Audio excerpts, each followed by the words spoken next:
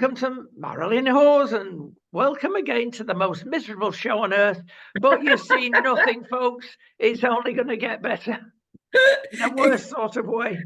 It can only get better. Well, I don't know.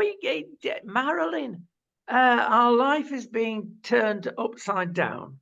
We've never been through times like this. No. And let's illustrate it by talking about our friend Abdul Ezidi. Now, nothing should ever happen like this. No. And the real culpable people are going to get away with it. Because in my humble opinion, the real culpable people are the civil servants and border force and anybody else that's come into contact with this man and let him through the net for whatever reason. Oh, I want to go home early. It's Friday. Oh, I'm sure that vicar would not stamp a little note saying he'd become a Christian. The problem is, Marilyn, the real crux in all this never get found out. They've got a pension for life. And why should they not be sacked on the spot? Well, absolutely right. I mean, with this week, we've got aside of this guy, which we'll talk about, we've got Paula Vanells from the post office. She's going to be put through her paces this week. I mean, why isn't she giving back £5 million that she had? And you're right. I mean, but also, what is the church doing getting involved in politics? I mean, really? I mean, well, seriously. No, absolutely right. I mean, I've got a wonderful quote from the man in charge of Liverpool Cathedral. And he's actually come out with a statement that 200 people, presumably he's involved in this, have suddenly become Christians from being Muslim over the last 4 years. But he had an addendum to that statement, which is very interesting. And it simply says that, in all my time vicaring, I have never had one Muslim who was already in Britain with a British passport changed to Christianity. Of course, it stinks. Of course it does. Of course they're not going to change. They actually, I mean, I can remember years ago when I was working in a hospice and there was a very, very sad case, strict Muslim, and he had motor neurone disease. And he proudly used to say to me, we are going to take over the world. You never, ever, when do you ever see a Muslim become a Christian? The other way around, maybe some Christians become Muslims, but not that. And I mean, it is bonkers to believe. They're so naive. They're so gullible, these people. Well, are they gullible, or are they stupid, or are they so politically activated? All of it. It's all of it. It's all of it, because I mean, the Archbishop of Canterbury, he should not be standing up there talking about immigrants coming into this country. He has got enough mess to sort out within the own four walls of the Church of England. So keep your nose out and start talking about other things that directly have come from the church, that affect the church, that affect the people that go to the church. And this is utter nonsense. It's all very well now saying, he should never have been allowed in. Who are the people who passed that? And those people are culpable. You're quite right. Yeah, but can you see the scenario developing when they find this guy, or if they ever find him? Let's assume some friends and neighbours have invited him in and sit in that corner and keep your mouth shut for the next 4 months, and then we'll smuggle you out. That's right. Now, everybody says, or certainly thinks, everybody in that household that's done a cover-up should be immediately exported. Completely. But will it happen? Not in stupid soft Britain, it won't. No, of course they should be. Of course they should be. I mean, now they're offering £20,000, aren't they, for his whereabouts? But yes, he will have been swallowed up into the Muslim community somewhere. And as you said, sat in a corner, sat in an understairs cupboard, whatever, if he hasn't already been got out anyway. So the very people that brought him in could be the very people that are going to get him out. And I mean, crikey, I mean, I'm not being funny. Look at him. I mean, he's recognizable immediately, isn't he, with the damage to his eye? So he has to be being held somewhere. Yeah, it's quite bizarre. If you'd have written this in a novel, they'd have said, come on, it's a bit far-fetched, that. But I mean, you can't. There was an article I think I sent you at the weekend that said about how the church is hugely responsible, heavily responsible for letting these people come in and announcing that they're Christians. Honestly, when I've been into prisons, honestly, you talk to the chaplains inside prisons and they will say to me, they have said to me over and again, we always know when parole board is due because we have a job lot of Bibles that we need to get, or the Quran or whatever it is. And they all turn up at their various faith centres like the in-house chapel or whatever. Of course, again, they know how to blag the system, and people are so dim, and they don't look outside the box. They are so thick. I'm sorry, they're thick. They're dim. They don't see the bigger picture. They just don't use their brains. Well, talking about brains and talking about barges, that's a quick link. It's not good enough for them. Have you seen the size of the rooms in those barges? Are you? I'm sorry, if you go into one of the many hotel groups in the land, their rooms are about a quarter of the size, and it's not good enough for them. Now, it all involves this lot, the lawyers. So apart from exporting the real guilty ones, let's export the lawyers. How do they get away with it? They're paid handsomely. They look for loopholes. How do they sleep at night, Marilyn? I know. I agree with you. The human rights lawyers are just gone bonkers. I mean, what about everybody else's human rights? What about the human rights of the people that live in our country? There was some, I can't remember where it was, down in the southeast somewhere, that some affordable housing had been built for the people of the local community, for British people of the local community. And they've been an uprising over it because they were messages going out that they were going to put the migrants in there. Well, that's not right. It's shocking. And the thing is, the way the government is mishandling this is creating prejudice. It is creating racism, not about the people themselves, but almost also, yes, about the people themselves. There was and it's fueled by the lack of appropriate managing of this. And it's making people really, I think, nervous, anxious, angry about how do we protect our own rights as a country and the things that we stand and are principled over. Yeah, we are a caring country, but we're not we're not a walkover. We shouldn't be a walkover. We should be caring for the communities that are being ripped apart. Well, there are two people shining lights in all this. Priti Patel and the Braverman lady, well named.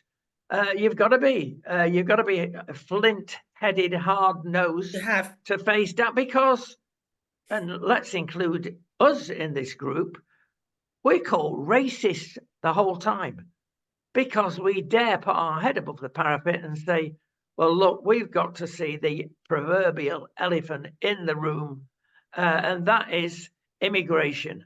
Let's call it out for what it is. We're not racist. We're not racist. I mean, in that case, then half the people that voted for Brexit must be racist then, because that was one of the main things why people voted for Brexit, that we would control our borders.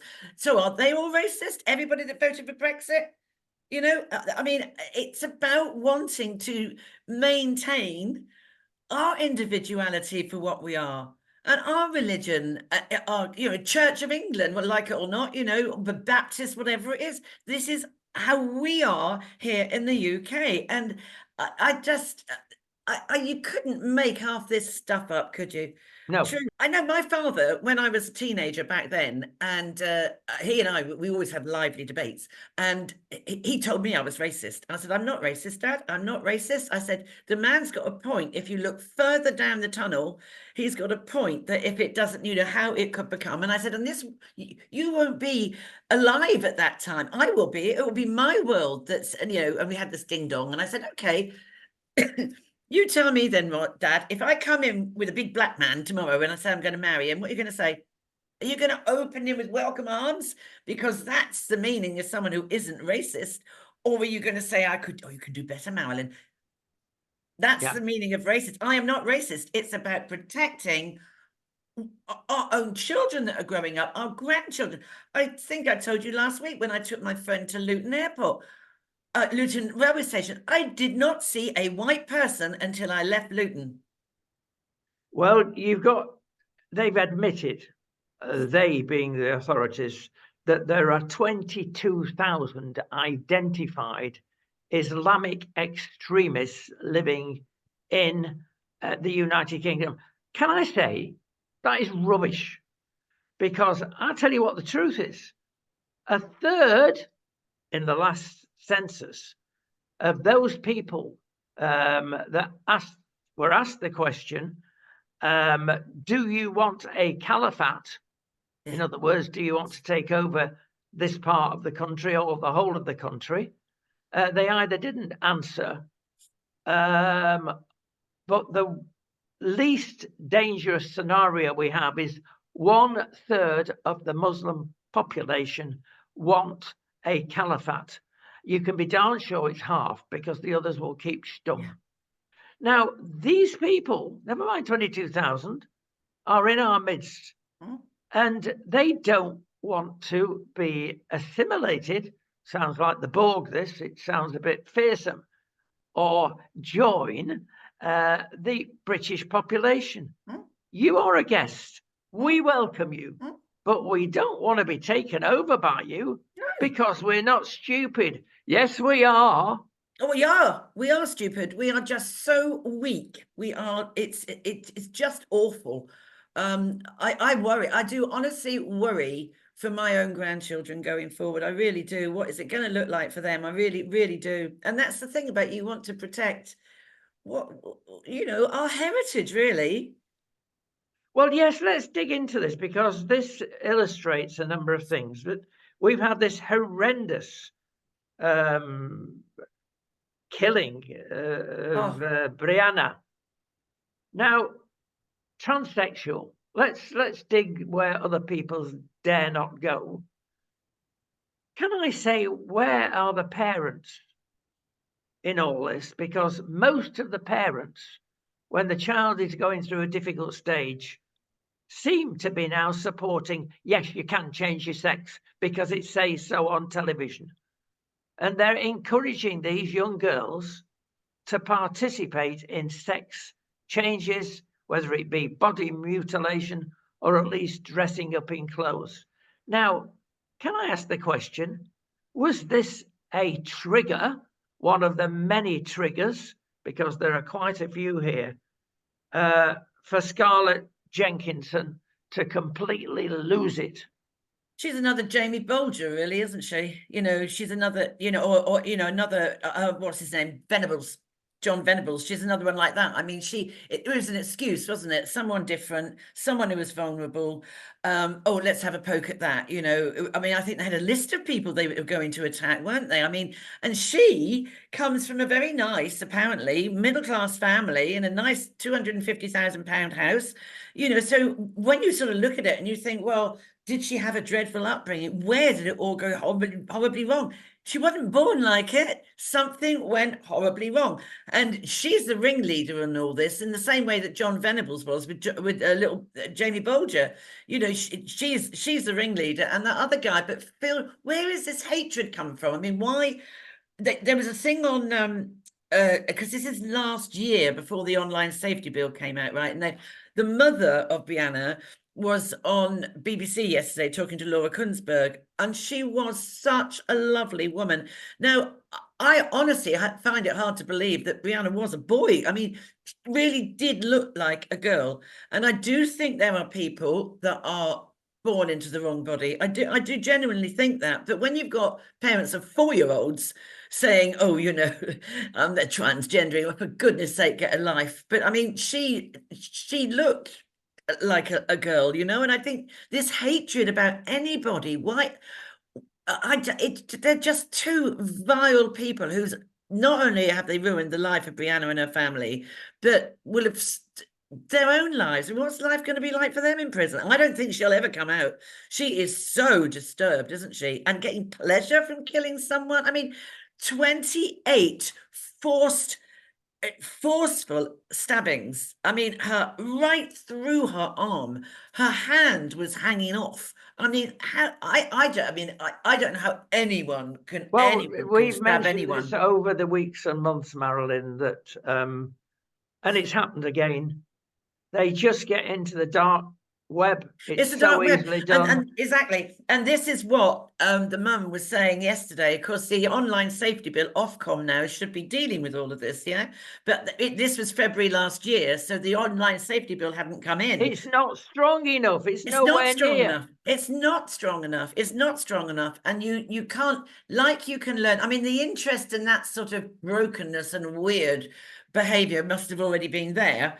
But if you are fed a diet of that sort of material, like, you can go online and learn French, you can go online and learn how to poison someone, you can go, because she tried poisoning this girl as well. At age 15, which we're talking about, I the know. part of the brain that functions to say, oh, better filter that one out, is not there. It's not developed there.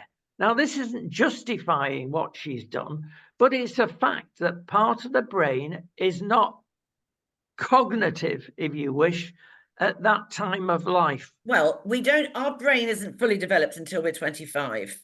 But I have to say, if that were true, I question that, because I honestly question that, because it was just awful what they did. And if that was true, then we'd have more 15-year-olds behaving like it. You can, I think it's the age 12 where the cognitive ability from right and wrong starts developing. I cannot believe they never knew that wasn't wrong. I have a real problem. No, we will never know, because No, we won't. we have to We won't. crawl But the inside boy, these people's heads. the boy is doing quite well, apparently. He's studying, he's done his GCSEs, he's responding very well to what's going on in there. But she won't, because she's still saying she wants to kill again. Well, I mean, you cannot trust either of them. Not Most really, people no. are saying No. to get out. Don't forget, they'll only be in the mid-30s when they get out of jail. Absolutely. Prime time. Absolutely. And they will come out with a changed name. They'll come out with a changed identity. They'll be protected. I mean, it's just awful. But the mother, I mean, she spoke so well, and she went on about the online safety bill and Mark Zuckerberg, and she was saying that she doesn't hold hate. And rightly, she said hate is destructive, and it's true. It destroys you, and it's true. She's right. She said, I will never forgive them, but I don't hate them, which is really something to say. And she looked dead genuine. She said, if their mothers want to talk to me, I will be happy to do so. Now, there was many years ago, when it was the IRA problem. There was a father whose daughter, who was a police officer, I think, was killed. And he was very, very similar. He did not have any hatred. Sadness, yes, but he didn't hold hatred. And that's the whole thing. Where have these kids learnt to hate? This wasn't even something that was just a knee-jerk thing. They had planned it. She got expelled from her previous school because she had tried poisoning kids there. Well, she wasn't monitored. I don't think she was monitored. She wasn't monitored closely enough. No. Would you go as far as banning smartphones until you get 16 or even 18? Yes, I would. And that's what the mother's campaign is. And I agree with her, because unless people are going to get their arse in gear and deal with these tech companies severely, this is where all this is coming from. This is where so much of the adverse sort of harmful sexualized behaviors that come from 10-year-olds watching pornography. You can't unsee what you've seen, and it plays on your mind. And that's why the boys are thinking that this is a normal way of having sex. No, it isn't. And you've got 7-year-olds that are watching it now. Strangulation, gagging, rape, anal rape, vaginal rape, oral rape, humiliation of women. You're telling me that doesn't distort a young person's mind? Of course it does. And forever. And forever, absolutely. And it is permanent, because the impact of porn on the brain is permanent. Extended viewing of it actually reduces the grey matter in the brain. So you actually have a smaller brain. It also causes erectile problems because the overwatching of pornography in the end knocks out the dopamine receptors, so you don't feel pleasure. So what are we having now? We are now seeing coming through the system non-paedophilic child abusers. So they don't display as paedophiles, but because they can't get any pleasure sexually with another adult, they're trying more dangerous stuff to see if that gives them excitement. I mean, it's just awful, and it's global. It is. There are certain countries worse than others who have got no moral compass. I put Britain very high up there. Yeah, me too. The moral compass is so low bar. It is. You can't imagine. But where are the faith leaders? Where is Bloomin' Justin Welby when he trumps up in the House of Lords about the immigration? Sort out the actual soul of the country. What's he working on? Well, he's working on woke. They all are. He is. They've yes, been he completely brainwashed. Absolutely. Now, let's move, and it's not far away from the subject, to the French, to the Germans, to the Italians. Now, they've got a problem, and so have we, with the farming. But not like you have in the EU. I mean, they talking about woke. This is the link, because a group of civil servants have decided they know better than the farmers, and they've got to kill everything in sight so that we can survive with the wonderful Greta. And it's madness. Especially the smaller farmers are being put out of business. But they do something about it, Marilyn. They're on the streets. Now, I thought it was, honestly, I thought, well done, you French. I mean, they were chugging up from the south of France in their tractors, at 40 miles an hour. And I mean, did they really got their act together? They absolutely barricaded the main trunk road, didn't they? And they had soup kitchens and toilets, and I thought, wow, it was extraordinary. But then Macron shoves off to Sweden to dine with the king and queen over there. I mean, I just find that extraordinary as well. That bye-bye farmers, we're going. But you can see, I'm a massive fan of Les Miserables. Yeah. You can actually see when you look at that, and these young men on the barricades of France and all of that, it's very much in their DNA, isn't it? Extraordinary. Why isn't it coming over the channel? For instance, with what we've been talking about, our lives and the very lives of our children and grandchildren are at risk, and we don't care, because if we did, we'd be on the streets. Yes, well, we would, because when you think there's still thousands and thousands of people, anti-Palestine, whatever it is, marchers going into London. I mean, yeah, people should be doing this and saying this is out. But we're so apathetic, aren't we? There's no one's got a leave the appa behind. We're so pathetic. Pathetic. I'll give you an exact, simile to that is true. To this. Even exact simile is not an oxymoron, but probably is. And you've got things like Generation Z.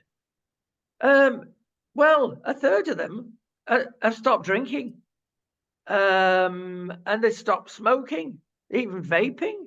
They've stopped, and people are in a bit of an angst about this, because the government, apparently, between 18 and 24-year-olds, we're talking here, are set to lose about £7 billion in revenue on smoking and drinking for just that age group. You're great. So they're doing nobody any favors. Are they doing themselves a favors by rejecting drink? Why have they rejected drink?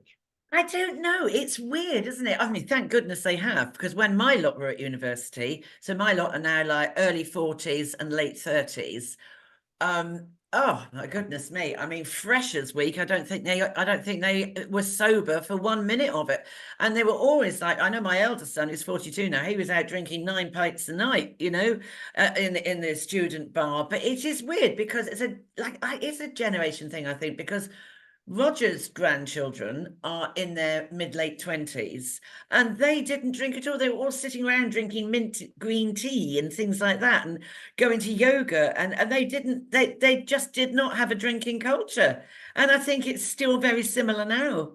I really do. Yeah, there are things called fads. Maybe it's just I think it is. They're fashions, aren't they? They are fashions, and long may that last, because there must be loads of people that have wrecked their liver, but by drinking think of and the drinking. Chancellor of the Exchequer, how much he's suffering over this. Well, yeah, probably deserves it. Right, listen, we're going to something a bit more prosaic at the moment, and that is delivery services, because they're coming into fashion big time. It's all connected with the post office, of course. Now, the winner for many years in UK has been DPD. Prices are all right, and they seem to deliver, but they have sinned recently and joined the rest of them. Can I, at this stage, say, with all the criticism of post office delivery services and how our lives have changed shopping-wise, that, boy, if you want an efficient service, stay in Britain. You think it's bad in Britain, you try it in Spain. It's you cannot get anything delivered here. It's thrown over if they can't find it, first off, if it's siesta time, sorry, Spain, we have a go at you because you're not perfect. And it's thrown over the fence. You never see it again. And they make some excuse. Now, transportistas, those that deliver in Spain, have been bad for years. The post office here, the Correos, is appalling. It's months before they do anything. They're not interested. It's the monopoly of all monopolies. But in the old days, you used to go to a private service, and that cost you a fortune, but it was better. But then Mr. Amazon came in and spoiled it for us all. And boy, has it changed the Spanish scene. Because what they do, it's a franchise.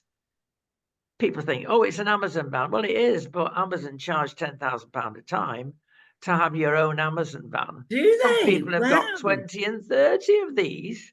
They're making a fortune. But good luck to them, because it's in their interest, because they're self-employed, in effect, to get the stuff delivered. And if it's not delivered, Mr. Amazon comes along with his big stick and says, why?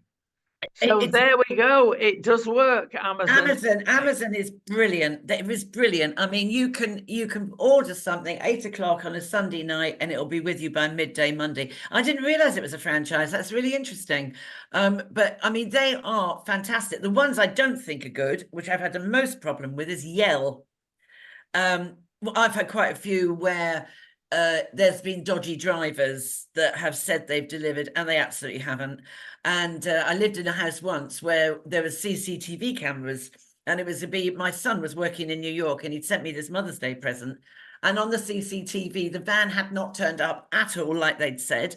And yet they put a note through my door saying it had been delivered. But there's quite a few drivers that are dishonest with Yell. I would do anything other than use Yell. Yeah, and it's hence their name, Yell. Yes, but, exactly. Yeah, but there are many others, I'm afraid, that attract that sort of attention. I have never had a problem with DPD. I've never had a problem with Amazon. Well, but plenty of the others. Perhaps it was just a one-off sin that they've just been held up. We've got to cover knife crime, regretfully, because this has changed society, and banning a certain selection of Oriental knives is not the answer. It's not the answer. It's bonkers. I mean, you are not allowed in this country by law to carry an offensive weapon, and that includes pepper spray. You cannot have pepper spray. That is considered a firearm under the police equipment, and only the police can use it. So I don't understand this. Oh, you're not allowed samurai swords and all this. And the law is you cannot carry an offensive weapon. You are not allowed to carry a knife. So why is Rishi Sunak, as you say, selecting the knives you can't carry? You can do infinite damage with a Stanley knife, and that's only got a little sharp blade. You can do an infinite damage with a screwdriver. Any offensive weapon, you are not allowed to carry it. And I don't understand it. I thought, well, here's another knee-jerk reaction that, I mean, an ordinary penknife you can kill someone with. Like, it drives me mad. What's happened to the days of youth clubs, Well, Boy Scouts? there you go. The trouble is, there's so many of youth clubs have been closed down, haven't they? So many of them were closed down. Like with the children's centres were closed down, 2/3 of those were the children. But now today, I was listening, because all this is also to do with mental health, isn't it? And just before we came on air, I was looking at, because it came through my news feed, I was looking at the parliamentary meeting on children's mental health in the UK. Now, I really liked Tim Loughton, the MP. He used to be the children's minister, and he was brilliant, and he's still got a passion for it. And he was superb the way he described it all. And he said, because they reckon it's 1 in 5 children with mental health diagnosis in the UK. And he actually said schools should never have closed. During lockdown, schools should never have closed. He said that, and he's a Tory. He's conservative. And he said the incidences of children that were born in COVID, and he literally expanded it. Children who were born in COVID, where there's no grannies, aunties to help. There was no health visitor coming around. You couldn't go to a clinic. You were left high and dry to look after this baby. And so you have got these attachment disorders now, and all sorts of problems. And he was adamant we should never have closed the schools. And that's why, not is there just been a rise, he said there's been a spike since lockdown. Yes, there will be. You go into a secondary school, your average year 9s, they might be physically developed, but mentally and emotionally, they're not where they should be. And I was talking to a very well experienced reception teacher the other day, and she'd been a reception teacher for over 15 years. And she said, so these are like year 1 reception, just before them 4.5 to 5-year-olds. Yeah. She said, I have been spat at, I have been kicked, I have been punched, I've had things thrown at me this September and onwards. I have never experienced it before, ever. And, those children would have been born during lockdown. Yeah. I'm sure that's right. Mind you, 1 in 5, 20%. Well, I looked at where the figures came from. Okay. And it's the NHS. Oh, right. And it's in their interest very much to bloat, not exaggerate, but gild the lily on things like that. We've got to be careful of certain headlines. Yeah. Do you really think 1 in 5? Well, when she said it, I've sent you the link to listen to, but when she stood up and said this, I thought, I'm thinking of all the schools I go in, and I went into a lovely school the other day, lovely school, 200 children. Seriously, I didn't see 1 in 5 children there. No. They were lovely kids, really well behaved, lovely children, and lovely parents. They all came to a session in the evening online, about 50 parents, really caring, very nice parents. And I mean, and I thought when she said 1 in 5, seriously? But then you've got, to what extent? So you've got the eating disorders. And of course, Tim Loughton was saying we should be there's a project, which I am going to look at after this. He said there's a project called Best Start in Life. And I'm going to look into it and see what that's about, and I'll get back to you on that, because and that is right. He mentions the early years. He mentions there's not enough prevention. No, there isn't, because you have closed most of the children's centres and the nursery schools that are, it's awful. The lack of care for the early years, it is critically needed. And you say the youth clubs that have shut down, there was somebody the other day that was saying that boxing is so good. And they had a big debate on the other day on 5 Live about rugby and